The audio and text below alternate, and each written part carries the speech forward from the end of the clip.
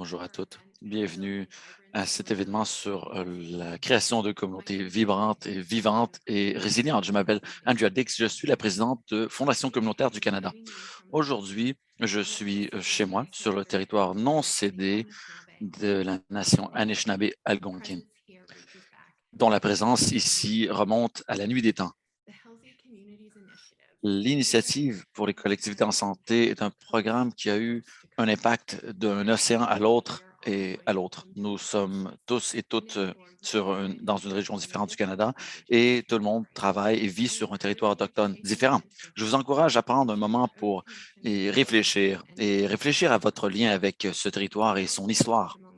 Je veux aussi prendre un moment pour reconnaître que dans notre monde, à l'heure actuelle, de nombreuses personnes sont évincées de leur territoire. Nos collègues, nos amis, nos voisins, et particulièrement en Ukraine, sont expulsés de leur communauté. Ils doivent lutter pour leur santé, leur sécurité, pour leur avenir. Donc, nous avons une pensée pour eux dans notre cœur aujourd'hui.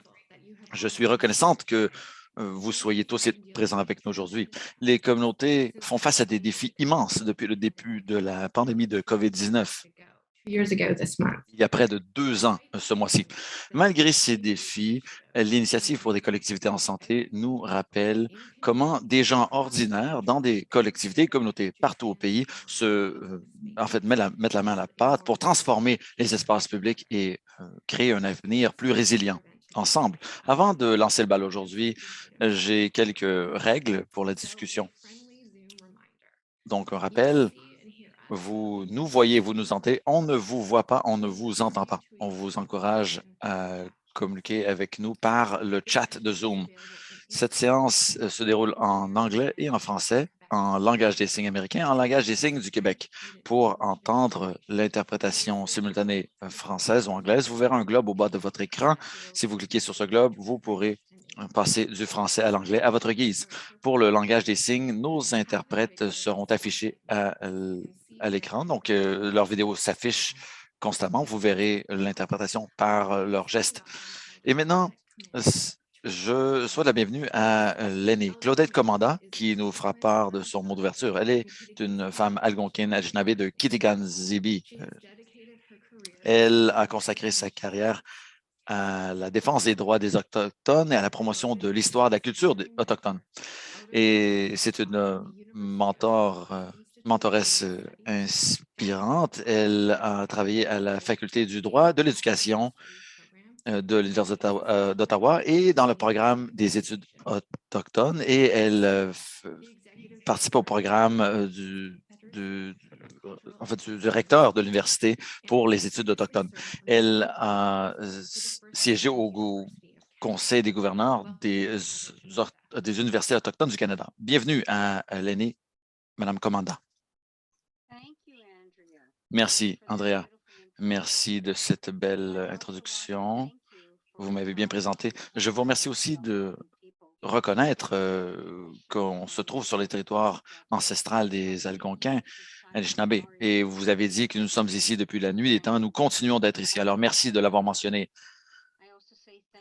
Je vous remercie également de reconnaître les gens de l'Ukraine qui, à cette heure, font face à des défis immenses et nous devons prier pour eux, penser à eux.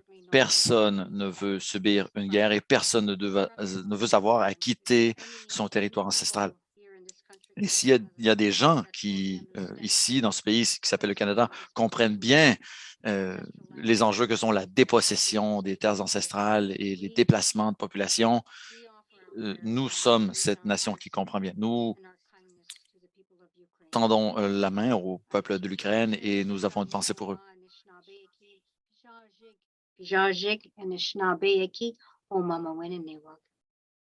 I welcome each and every one of you beautiful people. Je souhaite la bienvenue à tous et à toutes, tous les beaux êtres humains que vous êtes. Je vous souhaite la bienvenue sur ce territoire ancestral, le territoire des Algonquins. Nous sommes ici depuis la nuit des temps, oui, en effet, et nous devons faire en sorte que ce territoire soit ici pour nos enfants et les générations à venir.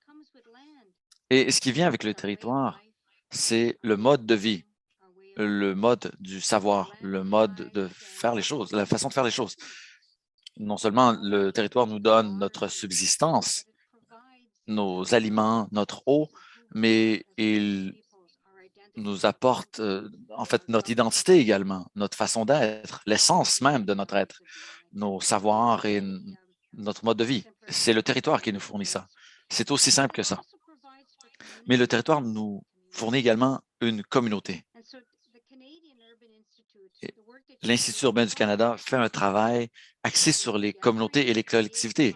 Vous vous réunissez ici aujourd'hui pour parler de l'initiative canadienne pour des collectivités en santé, la création de communautés vivantes et résilientes pour l'avenir.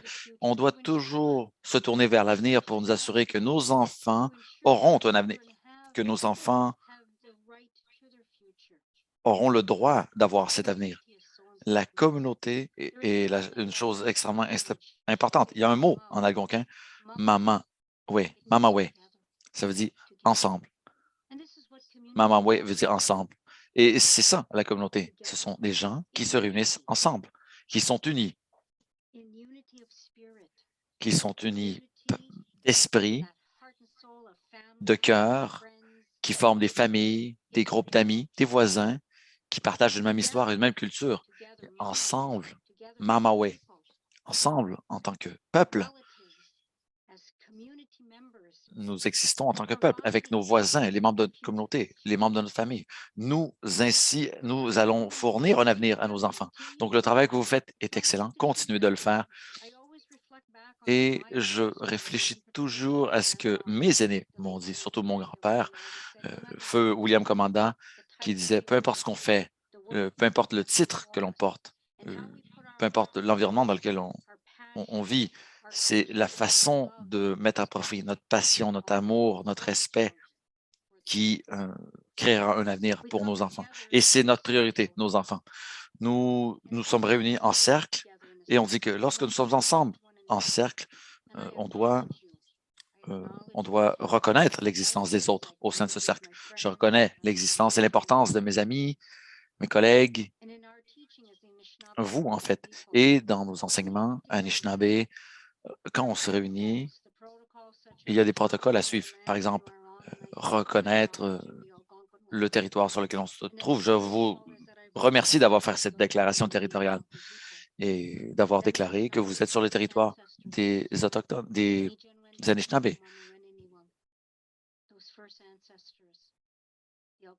Merci de reconnaître les premiers ancêtres, les ancêtres algonquins. Et lorsque je reconnais les ancêtres algonquins, et je reconnais tous les ancêtres sur le territoire d'un nation à l'autre, et je reconnais vos ancêtres également. C'est important de reconnaître les ancêtres, nos ancêtres, les vôtres, peu importe d'où vous venez et d'où on vient. Il ne faut jamais les oublier parce que nos ancêtres font également partie de la communauté. Et nos savoirs, nos façons de comprendre, d'envisager le monde, le sens de la communauté Mamawe, se réunir pour pour donner une vie digne à nos enfants. N'oubliez pas que nos ancêtres marchent à nos côtés tous les jours. Souvenez-vous de vos ancêtres qui vivent dans l'esprit, dans le monde des esprits, qui vous observent, qui vous soutiennent. Et reconnaissez l'existence les uns des autres. Reconnaissez votre responsabilité de bâtir l'aujourd'hui et le demain.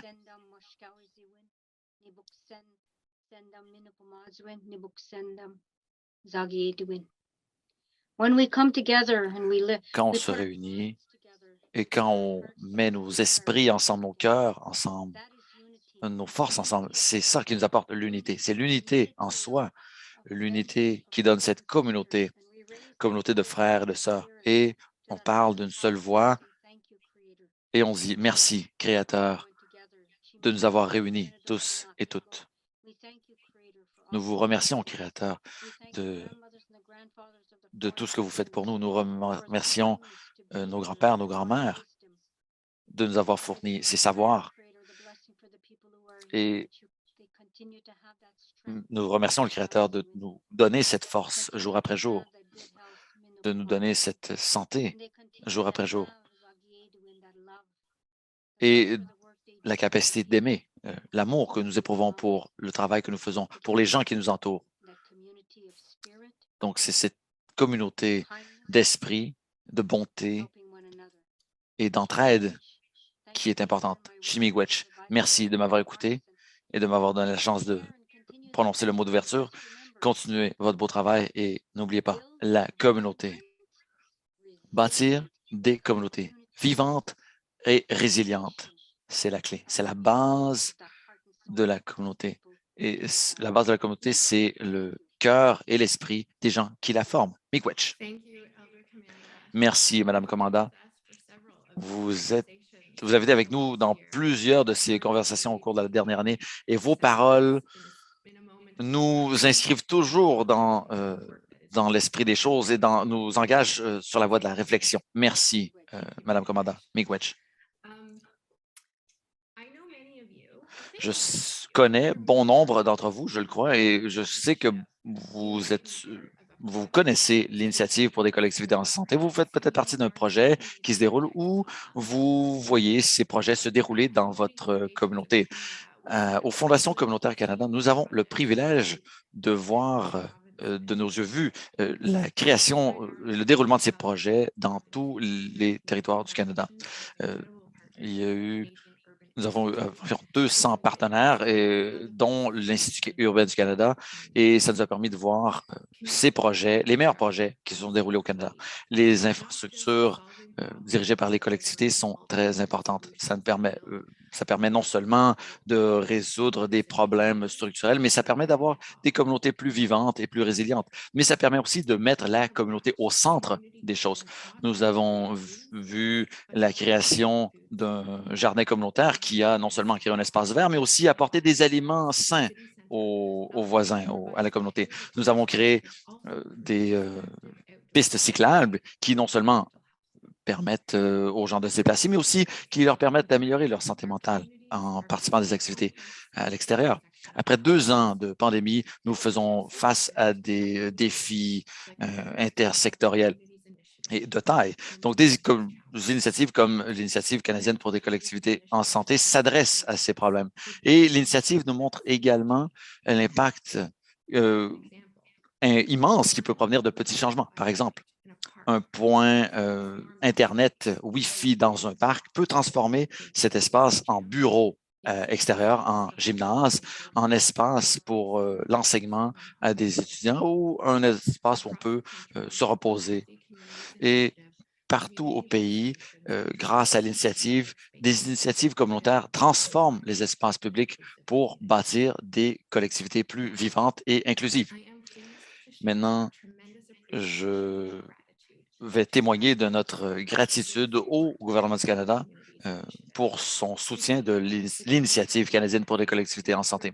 Jusqu'à aujourd'hui, le gouvernement du Canada a investi 31 millions de dollars dans cette initiative et ce programme nous permet de faire un transfert du pouvoir aux mouvements locaux qui repensent les infrastructures et qui bâtissent des collectivités plus résilientes et qui nous amènent vers la fin de cette pandémie. J'ai l'honneur de vous présenter Jennifer O'Connell, secrétaire parlementaire du ministre des Affaires intergouvernementales, de l'Infrastructure et des collectivités. Donc, secrétaire parlementaire O'Connell connaît la valeur du travail local pour les communautés. Elle a commencé sa carrière au niveau local en tant que conseillère municipale, conseillère régionale et adjointe au maire à Pickering, en Ontario. Bienvenue, Jennifer. Vous allez nous faire une annonce très spéciale aujourd'hui.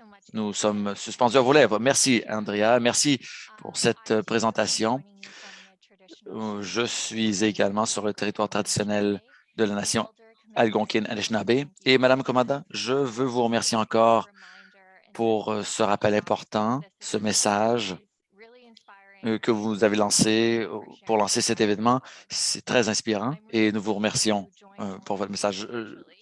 Et je suis avec vous en mode virtuel, mais je veux remercier l'Institut urbain du Canada et la Fondation communautaire du Canada d'avoir organisé cet événement et je remercie tous les participants et les participantes d'avoir été des nôtres. Comme vous le savez, la pandémie de COVID-19 a changé plein d'aspects dans nos vies. Ça a changé notre façon d'avoir accès à des services, de se reposer, de travailler, de vivre. Et le gouvernement mise toujours sur la santé et la sécurité des Canadiens. Et en sortant de cette pandémie, nous voulons bâtir un Canada plus fort et plus inclusif. Et en même temps, les gouvernements locaux et les organisations communautaires partout au pays ont découvert de nouvelles façons de s'assurer que les Canadiens continuent d'avoir accès à des services essentiels et tout en respectant les lignes directrices de la santé publique, que ce soit l'utilisation de d'installations, de pistes cyclables, en respectant les distances physiques entre personnes, en ayant accès à des services essentiels. En fait, des projets aussi de toutes sortes se sont déroulés. Par exemple, la création de pistes cyclables et de points Wi-Fi dans des parcs. Tous ces projets nous ont montré comment de petits projets, de petits changements peuvent faire une grande différence dans les vies des gens. C'est pourquoi je suis ici aujourd'hui. Je suis ici pour parler de l'importance des projets de la sorte pour nos communautés. L'an dernier, nous avons lancé un appel à projet en vertu de l'Initiative canadienne pour les collectivités en santé, un projet de 31 millions de dollars pour que des organismes puissent trouver des solutions rapidement à des problèmes communautaires et qu'elles puissent adapter les communautés, en fait, aux défis de l'heure. Donc, la réponse a été excellente. Et maintenant, je suis fier de vous annoncer que notre gouvernement va soutenir plus de 350 projets partout au pays dans cette deuxième ronde de l'initiative en investissant 16,9 millions de dollars dans les communautés locales partout au Canada. Par exemple, penchez-vous sur l'impact que ce financement du fédéral aura sur les communautés. La municipalité de Pond-Inlet au Nunavut va recevoir 100 000 pour renforcer le système alimentaire local en fournissant aux résidents un accès euh, direct et gratuit à des aliments cultivés sur place. Il y aura une serre hydroponique qui sera bâtie et ça permettra d'alimenter la banque alimentaire, pour ainsi dire, de la communauté. La communauté des Petits Rochers au Nouveau-Brunswick va recevoir 166 000 pour fournir des espaces sûrs et sécuritaires pour les gens qui ont été touchés le plus par la communauté. Ils vont créer un complexe pour les jeunes, les aînés et la communauté. Et la société Yoga Outreach en Colombie-Britannique va recevoir 75 000 pour créer un cours de yoga, d'enseignement pour enseigner aux femmes et aux personnes bispirituelles des pratiques liées au yoga et combinées aux pratiques autochtones dans leur vie. Cette initiative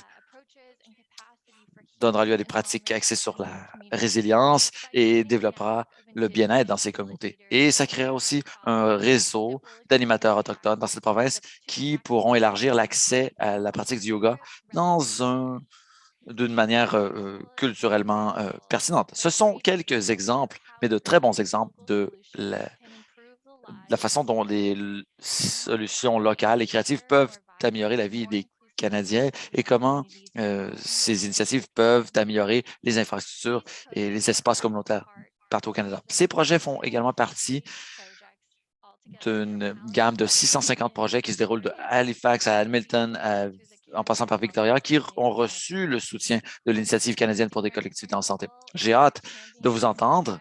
J'ai hâte d'entendre des gens qui mènent ces projets et d'entendre comment vous aidez vos collectivités à s'adapter aux changements, en évolution des Canadiens à cette époque difficile. Je veux également témoigner mon appréciation profonde pour Fondation communautaire du Canada. Leur expertise et leur solide réseau de partenaires ont permis de relever des projets communautaires qui vont améliorer la vie des Canadiens. Et la COVID-19 a créé de nombreux défis. Ça nous a permis de mieux apprécier nos collectivités, nos communautés et nos voisins. Et en tentant d'améliorer les choses pour les Canadiens, cette initiative est un bon point de départ. Et en créant des projets communautaires, nous créons des emplois, nous faisons rouler l'économie, nous développons l'économie, nous faisons en sorte que les communautés soient tissées plus serrées et nous améliorons les chances des Canadiens d'avoir une vie de qualité. Donc, nous allons continuer de travailler avec nos partenaires pour faciliter la vie des gens, créer des emplois, développer l'économie et améliorer la sécurité des gens au Canada. Donc, au nom du ministre Leblanc, merci pour tout le travail que vous faites et c'est un immense plaisir pour moi d'être ici et à faire cette annonce aujourd'hui. Merci énormément. Merci, secrétaire parlementaire O'Connell. Je suis content de vous rencontrer et vous êtes venu de la métropole Pickering. Vous êtes aussi la conseillère du maire. C'est merveilleux que vous apportiez cette perspective au gouvernement du Canada. On l'apprécie beaucoup et j'apprécie le fait que Andrea nous rappelle qu'ici, on est axé sur le lieu et le territoire. Et Madame Commanda, c'était merveilleux de vous avoir, de vous entendre nous indiquer d'où on vient et nous indiquer dans quel environnement on vit. Et au début, vous avez dit, Madame Commanda, vous avez dit qu'il n'y a que des femmes autour de la table aujourd'hui. C'est le mois international de la femme, disons, et comme on le sait, les femmes sont souvent au centre des communautés. Et je crois même que nos interprètes en langage des signes québécois et américains sont des femmes, sauf notre interprète, en fait, vocal, qui est un homme. Yannick, ça nous fait plaisir de vous avoir. Je m'appelle Mary Rowe, je travaille à l'Institut urbain du Canada et j'arrive justement du travail. Je suis chez moi à Toronto, le territoire traditionnel des Mississauga de la rivière-Crédit, en Haudenosaunee, Wendat et de nombreuses autres Premières Nations et métisses et communautés inuites sur l'île à la Tortue. Et comme mes collègues l'ont dit, c'est un moment où des défis mondiaux sont immenses. Nous avons fait face à des défis de la sorte dans le passé, ailleurs dans le monde, mais maintenant, ça se passe en Europe. Et nous venons en fait, bon nombre de personnes ici qui vivent à Ottawa le savent, nous venons en fait, de faire face à un événement sans précédent à Ottawa également. C'est une époque dure et les gens doivent faire face à ces défis. Et le monde ne répond pas à leurs aspirations. Je suis content d'avoir un moment comme celui-ci où je peux vous parler et vous dire que, bon, il faut répondre aux besoins des gens en créant des lieux vivants et résilients. Donc, j'apprécie le leadership du ministre Leblanc et de votre présence, Jennifer, pour en fait, nous faire part de l'engagement du ministre. Et je remercie la présence de mes collègues à Fondation communautaire du Canada qui ont lancé ce projet, qui l'ont conçu, qui ont travaillé avec qui travaillent avec des fondations communautaires partout au Canada. On a la chance d'apprendre quelles sont ces initiatives. Alors, je vais demander à mes panélistes d'allumer leur caméra. Jennifer, c'est à vous de choisir si vous voulez rester, en fait, sous les feux de la rampe. Je sais que vous voulez savoir quels sont ces projets. Et on va parler de la création de lieux et de l'utilisation des ressources de l'initiative. Et Andrea et Jennifer l'ont dit, ce programme est très couru. En fait, il y a trop de demandes, trop de projets qui sont présentés, ce qui est un beau problème. Et ça nous montre à quel point les gens sont dévoués à l'amélioration de leur communauté, à l'amélioration des infrastructures communautaires. Les gens savent que tout le monde participe à ce projet. Et le gouvernement du Canada a mis sur la table des ressources pour soutenir vos efforts. J'espère que c'est une des leçons qu'on tirera de la COVID, je sais qu'il y en aura d'autres, c'est qu'on peut participer nous-mêmes dans la création de nos lieux, dans l'amélioration de nos lieux pour qu'ils répondent mieux à nos besoins et aux besoins de notre communauté. Et on doit axer ce projet sur plutôt dans les traditions ancestrales des Autochtones. On doit revenir à des savoirs anciens, de vieilles façons de savoir. Ça nous aidera à aller bouger vers l'avenir. Donc, on a un groupe de femmes très intéressants qui vont nous parler de leur projet. Je vais demander à Nicole et Jessica de commencer, de décrire l'initiative Yoga Outreach et j'écoute avec grand intérêt. Si vous avez besoin d'écouter l'interprétation en langage des signes ou en français ou en anglais, vous n'avez qu'à cliquer sur le globe au bas de votre écran, choisir la langue de votre choix. Si vous voulez écouter la séance en français, cliquez sur français. Et on encourage les gens de parler dans la langue officielle de leur choix. Et dans le chat, n'oubliez pas, posez-nous vos questions dans le chat, donnez-nous vos commentaires, des pistes d'information, des façons d'améliorer les initiatives qui sont présentées aujourd'hui. Le Zoom est aussi ouvert qu'il peut l'être. Donc, c'est un dialogue ouvert. Donc, on passe la parole à Nicole et Jessica. Je suis content de vous avoir aujourd'hui. Merci énormément de nous avoir invités. C'est un honneur que d'être ici. Je ne sais pas si nous étions tout à fait paraît à voir qu'il y a 221 personnes dans l'assistance. En fait, merci de nous avoir donné l'occasion de présenter notre projet. Donc, je me présente, Nicole. Je suis la directrice de l'enseignement aux professeurs et du mentorat dans un organisme à but non lucratif à Vancouver qui s'appelle Yoga Outreach. Yoga Outreach est sur le territoire non cédé des Musqueam, Squamish et sur les Wet'suwet'en. Et ce que nous faisons, c'est de fournir des programmes de yoga axés sur les traumatismes à des organisations qui servent des populations qui n'auraient autrement pas accès à des programmes de yoga.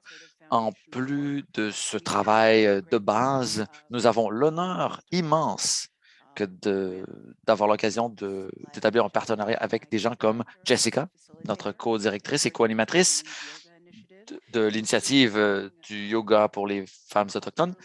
Et nous travaillons à apporter des formations en yoga axées sur les traumatismes et les connaissances ancestrales aux communautés défavorisées. Je vous passe la parole, Jessica.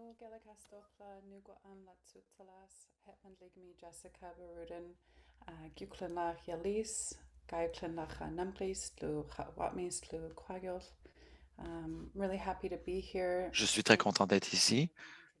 Merci de cette belle présentation. Comme l'a dit Nicole, nous travaillons ensemble dans l'initiative en yoga pour les femmes autochtones. Donc, je vis et travaille dans ma communauté de naissance au nord de l'île de Vancouver, à North Bay, en Colombie-Britannique. Je suis doctorante et mes recherches portent sur l'élaboration de programmes de yoga pour les femmes autochtones et les filles autochtones. Et en particulier, je me penche sur les façons de tirer parti des connaissances ancestrales autochtones. Donc, par exemple, nos enseignements traditionnels, notre langue traditionnelle, nos valeurs traditionnelles sont à la base de tout ça. Et j'essaie de comprendre comment ça s'inscrit dans la tradition et la philosophie du yoga. Et dans cette initiative du yoga ou de yoga pour les femmes autochtones, nous tentons de découvrir de nouvelles façons de savoir en utilisant les pratiques axées sur les traumatismes et la science occidentale. Donc, dans ce partenariat, Nicole et moi travaillons ensemble pour élaborer un cours de 80 heures pour les membres de la communauté. Et ce programme est fourni en mode virtuel. Donc, nous avons une classe virtuelle sur Zoom, nous communiquons par Zoom, et nous sommes très contents de pouvoir offrir ce programme à notre deuxième cohorte maintenant et de faire plus de cours de langue. Donc, c'est la très belle pratique du yoga qui vient de l'Inde que nous mettons à profit pour approfondir nos liens avec notre compréhension du monde et notre compréhension traditionnelle. Et nous pouvons offrir aux membres de la communauté autochtone sur l'île de Vancouver le groupe culturel Kwakwaka'wakw ce cours de 80 heures. Nous avons aussi des participantes qui viennent de l'île à la Tortue, ailleurs sur l'île à la Tortue ou ailleurs au Canada, et des gens des quatre coins du pays et des quatre coins du monde, en fait. Donc, nous sommes très contents d'avoir ce groupe aussi varié de participantes et d'apprenantes, et aussi un groupe d'académiciennes qui viennent avec leurs connaissances académiques, des personnes qui viennent de plusieurs disciplines, des professeurs de yoga et des académiciennes autochtones. Je vais arrêter là et je vais voir s'il y a des questions à propos de l'initiative. Merci. Merci, Jessica. Et vous avez mis en lumière des liens fascinants. Je suis conscient du fait qu'il y a des gens qui ont du mal à vous entendre. Peut-être que, en fait, j'encourage tous les panélistes de parler plus fort. Personne ne s'inquiète de moi, tout le monde m'entend trop fort, mais vous pourriez peut-être parler un peu plus fort. Et quelqu'un dans le chat m'a demandé d'arrêter de bouger. Oui, si ma mère était ici, elle serait, en fait, elle est décédée il y a longtemps, mais oui, elle me disait la même chose, justement. Mais ce qui est intéressant, à propos de Nicole et Jessica, c'est que votre approche, c'est en fait, vous parlez du lien entre le lieu et le corps et les valeurs et la culture et l'approche. L'approche face à l'environnement. C'est fascinant. C'est un ensemble fascinant que vous avez mis ensemble et c'est la technologie qui a rendu ça possible, j'imagine. Oui. Eh bien, nous mettons en valeur une approche holistique, comme vous l'avez dit. Et au début, eh bien, on a eu la première cohorte. On avait l'intention de faire ça en personne. Donc, on a paniqué à la première cohorte lorsqu'il a fallu faire une transition sur le mode virtuel. Mais je crois que beaucoup de personnes ont découvert à cette période étrange que ça a été un don du ciel. Ça a rendu le programme beaucoup plus accessible. Ça nous a permis de le rendre accessible à une plus grande variété d'étudiantes. Oui, et si vous aviez dû vous réunir, vous auriez eu en fait des étudiants plus circonscrits géographiquement. Aviez-vous pensé à ça avant la pandémie ou est-ce que c'est la pandémie, Jessica, qui vous a obligé à faire cette transition? Et je vous demande de parler un peu plus fort pour que les gens vous entendent bien. Oui, je vais parler un peu plus fort. Oui, comme je l'ai dit, je suis doctorante. Alors, c'est la base de ma recherche.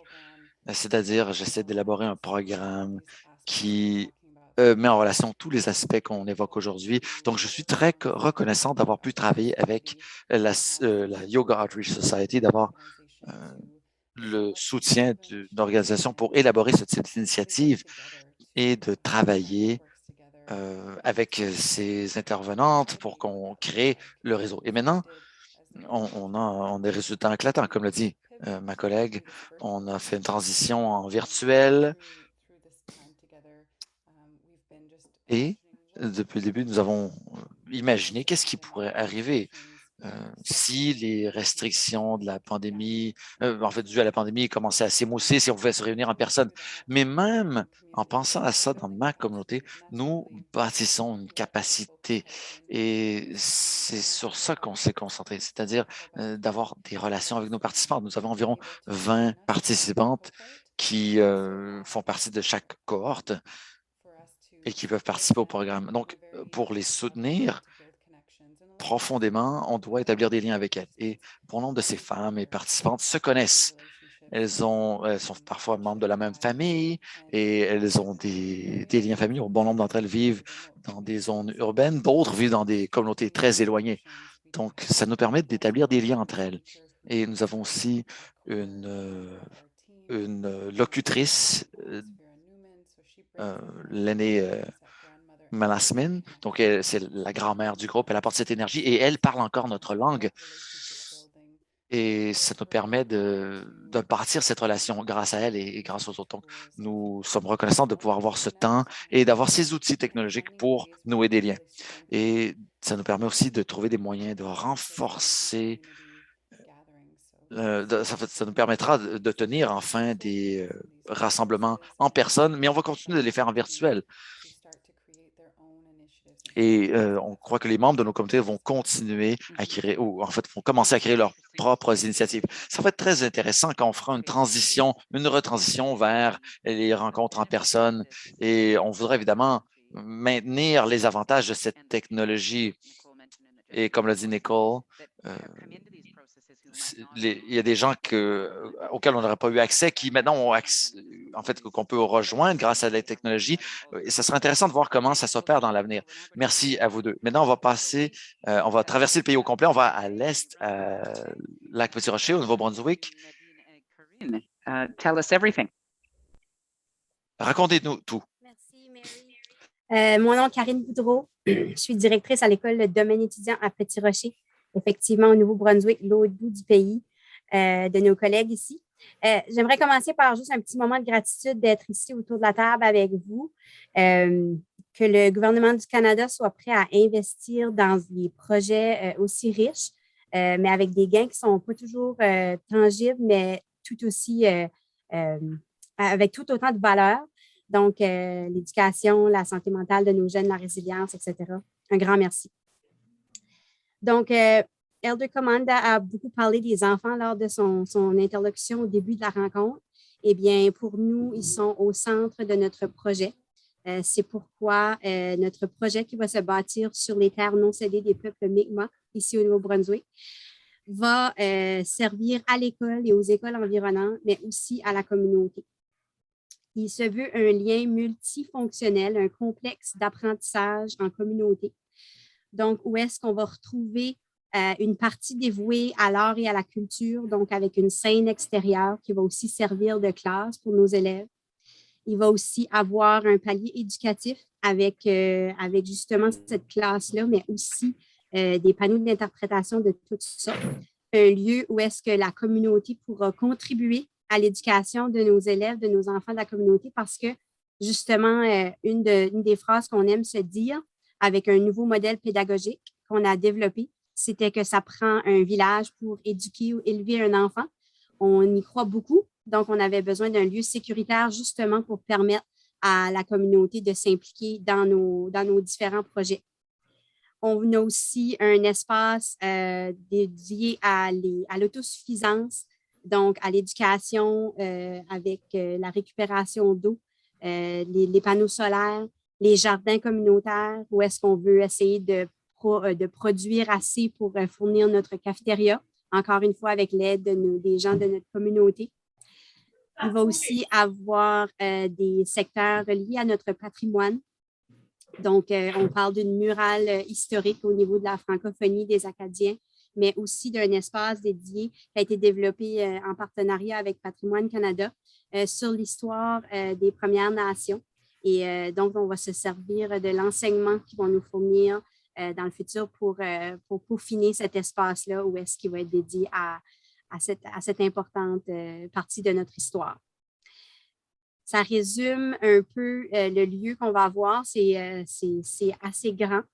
On a à peu près 6000 personnes dans notre grande communauté, si on sort des limites de notre petit village de Petit-Rocher, qui vont pouvoir accéder à cette place qui va être accessible pour tous et ouverte à l'année. On a bien hâte d'y accueillir les populations et d'en profiter avec les élèves.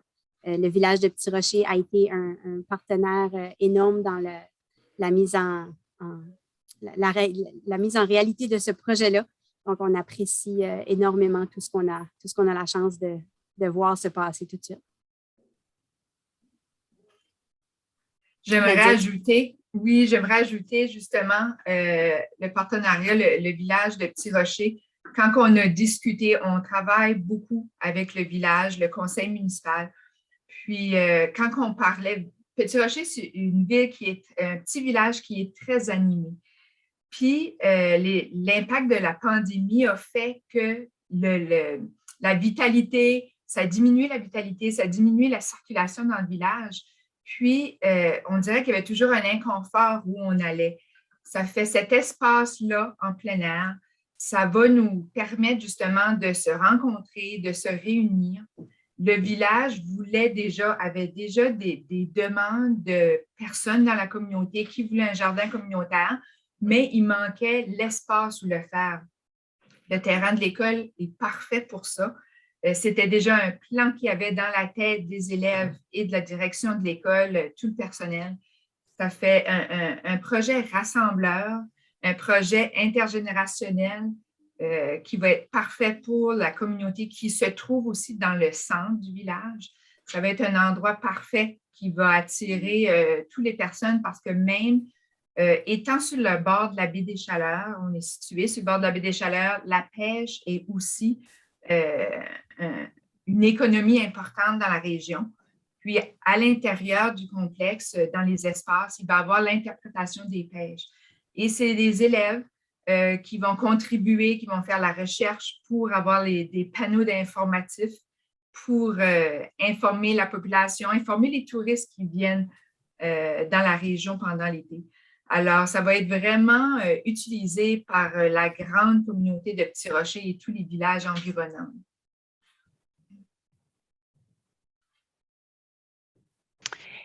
Fascinating. C'est fascinant. C'est une approche complètement fascinante que vous avez pris, vous deux. Merci de nous en faire part. Je viens de chercher sur Google. Petit Rocher, il y a environ 2000 personnes, n'est-ce pas? Oui, en effet, c'est un tout petit village, mais quand on prend... There's about 6,000 people. Then it's a Mais really au total, c'est 6000 personnes. Et donc, c'est une métropole fourmillante. C'est intéressant parce que, bon, on est à l'Institut urbain du Canada. Ici, on dit que si vous vivez près, en fait, j'espère que quelqu'un va traduire ça, dans un lieu adjacent, si vous vivez près les uns des autres, par définition, vous êtes urbain. Vous êtes dans une zone urbaine. Vous avez une relation interdépendante avec l'urbanité. Et ce qui est intéressant, et ici, c'est ça, justement. Et on va revenir on va passer à Connie bientôt, on va y revenir, oui, mais les gens nous écoutent des quatre coins du Canada et sont inspirés. Et c'est le cœur de ce projet, c'est d'inspirer les gens, de mettre en lumière des approches inspirantes dont on peut tirer des enseignements. Il faut en fait, copier les gens, c'est la plus grande forme de flatterie. Et le fait que vous soyez un très petit village et que vous ayez trouvé le moyen de créer ce type d'espace et que vous utilisiez un atout, en fait, un bien d'infrastructure, l'école, en fait, c'est merveilleux. Et ça nous montre qu'on n'a pas besoin d'être dans une grande métropole pour créer ce type de projet. Vous êtes dans un tout petit village et vous allez créer cet espace sécuritaire. C'est fantastique, ce complexe. Donc, je suis sûr qu'il y aura beaucoup de questions dans le chat sur cette création de lieu. Donc, Connie, la parole est à vous.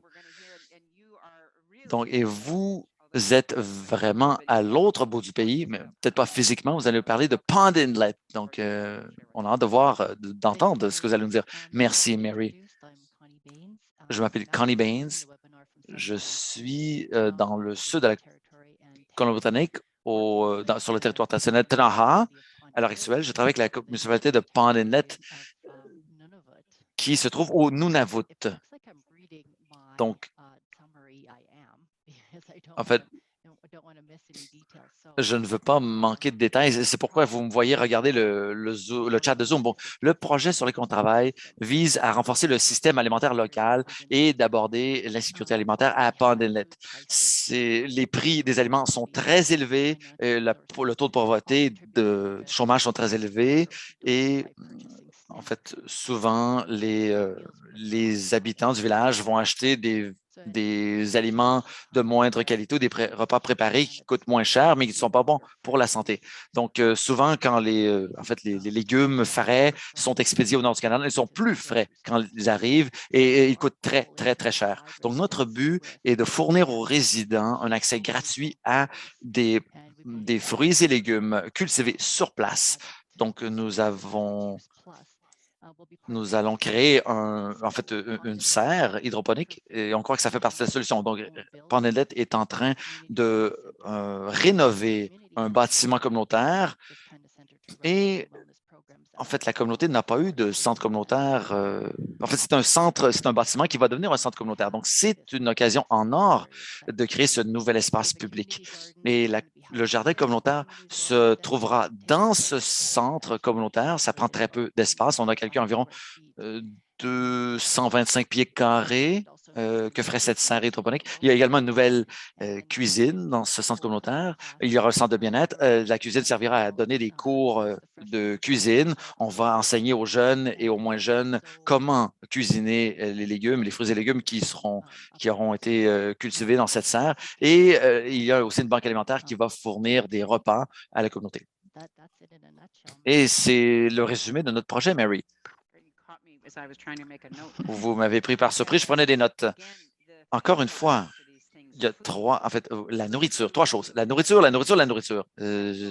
C'est l'élément central et c'est le moyen de réunir les gens à la nourriture, n'est-ce pas? Et encore une fois, peu importe la taille de la communauté, bon, moi, quand je regarde les dons qui sont faits à l'Ukraine, en fait, je suis très touché. Et en fait, il y a cette notion des gens qui veulent offrir des choses, ils veulent offrir de la nourriture, des aliments. Mais Pond Inlet, il y a combien d'habitants à Pond Inlet, Connie?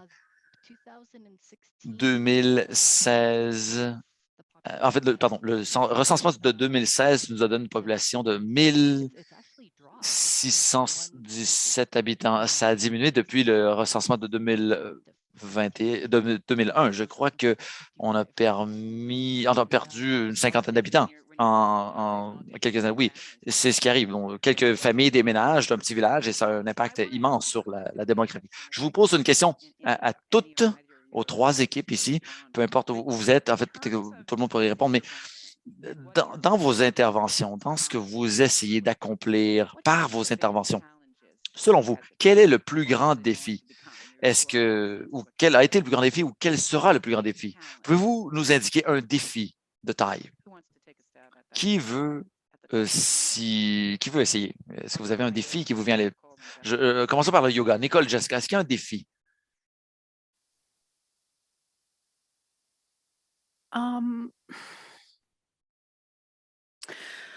You know, I Eh think bien, vous that savez, je crois que that has been challenging un des défis que nous avons eus, c'est de trouver des moyens efficaces de retenir les étudiantes qui mènent une vie très complexe et qui vivent avec souvent avec de nombreux défis et des problèmes, qui sont marginalisés, vous voyez, et qui sont pauvres, des problèmes de santé mentale.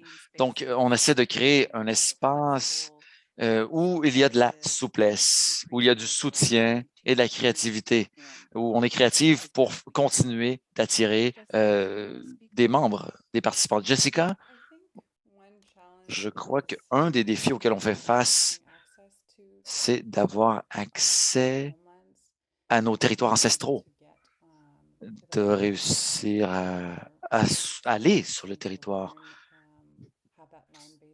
et à apprendre ce que ce territoire pourrait nous enseigner. Ça coûte très cher que de sortir et se rendre à ces endroits, surtout sur l'île de Vancouver. En fait, il faut souvent un bateau, il faut se rendre par la mer à ces territoires. Et certains de ces villages n'ont pas été habités depuis plusieurs générations. Ils sont éloignés, il faut s'y rendre en bateau, ça coûte cher. C'est un défi. Et pourtant, se rendre à ces lieux, c'est excellent pour la santé mentale, la santé spirituelle. Ça a permis d'établir un lien, une relation avec ces lieux, cette histoire et avec les membres de la communauté aussi, également. Encore une fois, c'est là que la technologie entre en jeu pour nous aider, j'espère, pour combler l'écart. Mais je sais qu'il y a encore des gens qui n'ont pas accès à la technologie, à Internet. Donc, c'est un des enseignements qu'on tire de la COVID. Et il faut qu'on ait un accès plus équitable à la technologie. Nadia et Corinne, vous travaillez pour le gouvernement municipal, n'est-ce pas? Oui, non, n'est-ce pas? Oui, je dois dire qu'en fait, Nadia, votre arrière-plan me donne à penser que vous travaillez dans une commission scolaire. Oui, on dirait que vous travaillez pour le gouvernement. Est-ce qu'il y a eu des défis particuliers que vous avez eus en travaillant pour le gouvernement municipal, en essayant d'établir les partenariats que vous voulez établir? Le côté financier est souvent, dans le milieu d'éducation, est souvent un défi pour faire des projets, surtout de l'envergure comme le nôtre. C'est certain qu'avec en faisant un partenariat avec le village, ça aide. On a pu aller même au-delà en écoutant les élèves, en écoutant les idées, puis c'est certain qu'on venait emballer, puis on venait exciter à mesure que le projet, qu'on le faisait. Moi puis Karine, on a deux, on est des machines à idées, puis quand on se met ensemble, c'est sûr qu'on fait face à des défis souvent financiers parce qu'on voit toujours gros nos projets, puis on les grossit toujours.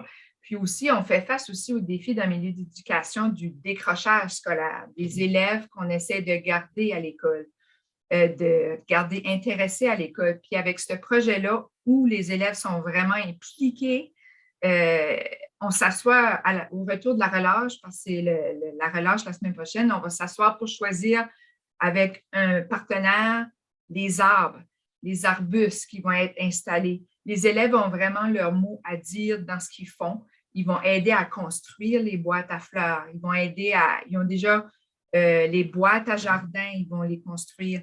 Ça fait, c'est des défis qu'on avait, mais qu'on réussit à aller chercher les élèves, à les garder accrochés tout au long du projet, là.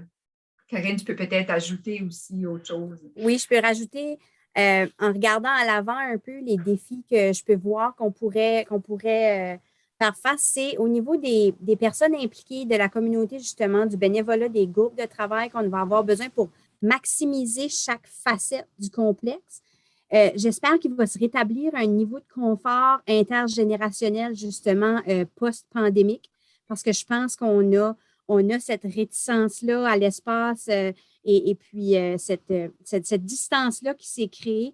Puis, je souhaite qu'on puisse mettre ça en arrière de nous puis remettre à rapprocher justement les personnes, les aînés avec nos élèves, que ce soit d'autres groupes de personnes dans la communauté, que cette proximité-là peut être rétablie dans nos groupes. Parce qu'on a déjà des aînés, on a une madame bénévole qui vient depuis l'année passée parce que notre jardin, on avait un petit à l'école. Elle venait aider les élèves, on a commencé à faire les pousses à l'intérieur. Elle apportait ses connaissances. Ça fait en faisant des projets avec des personnes de la communauté, c'est l'échange de connaissances aussi qui est important et qui est bénéfique pour les élèves. C'est vraiment des activités signifiantes pour eux, là. Mhm. It's so true that, again, C'est tout à fait vrai. Et vos deux projets ont une activité tangible qui relie les gens ensemble, qui les met en relation. Ça nous aide à combler l'écart entre les membres de la communauté. C'est très axé sur la pratique. Et Connie, avez-vous des commentaires? C'est presque la fin de la conférence. Avez-vous des défis auxquels vous faites face ou vous ferez face dans votre projet? Je crois qu'un des défis, ça pourrait être de maintenir l'enthousiasme pour le projet, la perpétuité du projet. Et je sais que les gens vont être contents d'avoir des fruits et légumes frais, mais il faut que ça continue. Il ne faut pas que le projet s'émousse. Et on va probablement embaucher 2 personnes à temps partiel. Si on réussit à le faire, ça va être fantastique pour la communauté. Mais il faut que ça continue. Il faut maintenir le momentum. Donc, on aimerait que ça continue dans 3, 5 ou 10 ans. Il faudrait que le jardin communautaire puisse continuer à produire. Oui, la durabilité, c'est un défi auquel tout le monde fait face. On peut commencer quelque chose, mais ensuite, il faut le maintenir. Il faut garder la vitesse de croisière. Il faut continuer d'avoir du soutien de la communauté. J'apprécie beaucoup votre présence et vous avez donné un bref aperçu de vos projets. Mais ce qui est bien dans cette initiative, c'est que les gens peuvent en apprendre davantage sur vos projets financés par l'initiative. Et maintenant, tout est sur le site web. Jacqueline a publié ça ma collègue elle a publié le lien dans le chat. Vous pouvez vous y rendre. Vous allez voir la large gamme de projets qui sont financés. Et Jennifer, vous êtes comme moi, vous aimez la diversité des investissements ici, de l'effort qui est déployé par les communautés qui trouvent des façons créatrices ou créatives plutôt de faire les choses. Si on n'avait pas la communauté, on n'aurait pas toutes ces idées et c'est ce qui nous permet d'apprendre. Donc, j'apprécie beaucoup ces 3 initiatives qui sont présentées aujourd'hui. Et Mme Commanda a dit plutôt, ça prend un village pour élever des enfants. Et la création de lieux, ça prend des mains. On a besoin de gens qui vont créer ces lieux. Donc, il faut maintenir cet engagement, cette mobilisation. Et il faut continuer d'avoir cette direction, de suivre cette direction. On a beaucoup appris en 2 ans. C'est remarquable que d'avoir ce type d'initiative qui sortent de cette initiative. Donc, merci. Merci Jessica, Nicole, Connie, Karine et Nadia. Et donc maintenant, merci à nos collègues à la Fondation communautaire du Canada. Merci à nos interprètes et nos interprètes en langage des signes qui sont très, très rapides et notre interprète linguistique qui réussit à suivre mon débit. Je l'apprécie beaucoup. Et merci à vous, secrétaire parlementaire O'Connell. C'était très bien d'avoir votre perspective. Et maintenant, je passe la parole à ma collègue et vous allez prendre des questions des médias. Merci à tous et à toutes. J'ai hâte d'en apprendre davantage. Et à mesure que les initiatives se déroulent, on va continuer d'apprendre, continuer de croître et d'évoluer et dans la durabilité. Merci énormément, Mary. D'accord. Maintenant, nous allons avoir l'occasion en fait, pour les médias, de poser des questions à notre secrétaire parlementaire. Si vous êtes un membre des médias, vous voulez poser une question, nous vous demandons d'utiliser la fonction de lever la main de Zoom et nous allons vous appeler, en fait, vous appelez dans l'ordre où vous avez levé la main. Et pendant que nous attendons, je veux réitérer tout ce que Mary a dit. Merci énormément à tous les groupes qui nous ont fait part de leur projet. C'est fantastique de voir tous les projets qui se déroulent, qui sont très différents, mais tout aussi efficaces partout au Canada.